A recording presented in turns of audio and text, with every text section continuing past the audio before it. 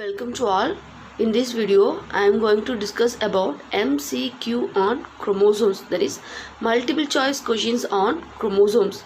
The first question is chromosome carrying centromere at one end is called.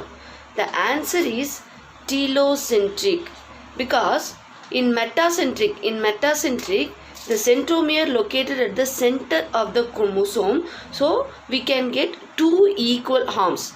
In submetacentric, the centromere located offset of the chromosomes, which means we can get two unequal arms. In agrocentric, the centromere located inner to the telocentric.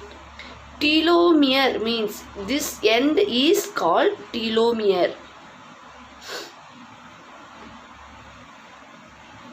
The end of the chromosome is called telomere. Telomere is nothing but repeated sequence of DNA which is used to sealing the chromosome for maintaining stability. So the centromere located inner to the telomere, this type of chromosome is called agrocentric.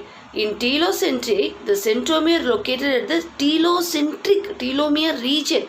So this is the answer for this question. The second question is, dash is the primary constriction in a chromosome? The answer is centromere, because telomere means the telomere is a repeated sequence of DNA which is located at the end of the chromosome, and sarcomere is present in muscles. Then chromomere, in chromosome the beaded structure is called chromomere. The beaded structure is nothing but constriction or condensation of nucleosomes is called chromomere. The answer is centromere. So centromere is nothing but repeated DNA sequence is condensed in the any point of the chromosome. So it is a primary constriction of chromosome. The third question is assertion reason question. The first statement is sad chromosomes are called marker chromosome. Statement 2 says secondary constriction function as a marker because they occupy constant position. In this question, the answer is both statements are true. Statement 2 explains statement 1. This is the structure of chromosome. The secondary constriction having some outgrowth. This outgrowth of secondary constriction is called satellite. The secondary constriction outgrowth is called satellite. Not all the chromosomes are having this satellite. For example, human chromosome 13, 14, 15, 21 and 22. These 5 chromosomes are having only this satellite. So this satellite is used as a marker chromosome to identifying the chromosome. So the answer is both are true. Both are true. The statement 2 explains statement 1, that is the secondary constriction function as a marker because it having satellite and this satellite is used for a marker and also it occupy a constant position. The fourth question is number of Barr bodies in 44 plus XXX condition would be. The answer is 2. Because Barr body means the female having 2 X chromosome, one is active, another one is inactive for dosage compensation. This inactive chromosome is called Barr bodies, which is present only in female, because male have 1 X chromosome and 1 Y chromosome.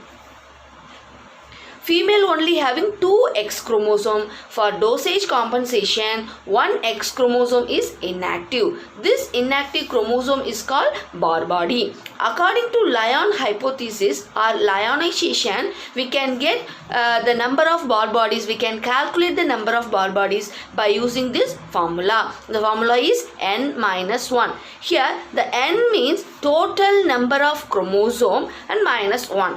We can get the answer, the n. In this person having 3 X chromosome, so n is n is 3 minus 1. The answer is 2. So this person having 2 Barr bodies in his cells. The fifth question is, lightly stained diffused fibrous part of chromatin that takes part in transcription is.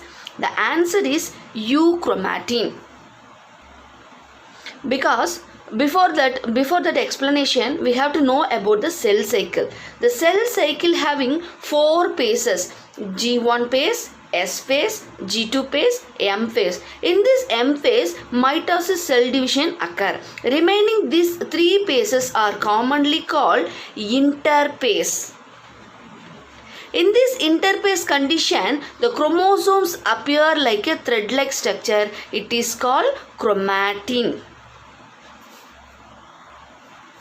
So during interphase condition, the chromosomes appear like a thread-like structure called chromatin.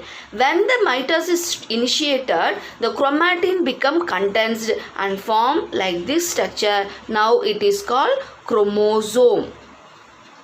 Okay, in this chromatin, there is 2 parts occur. One is euchromatin, another one is heterochromatin. The heterochromatin means the highly condensed part of this chromatin is called heterochromatin. Highly condensed means tightly packed, so there is no possibility of transcription. So during staining condition, it absorbs more color, so it appears dark.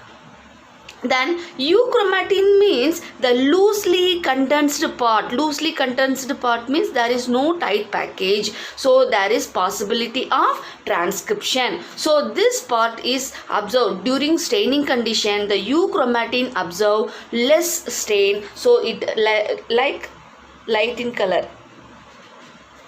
So lightly stained and diffused fiber part of chromatin that takes part in transcription is euchromatin.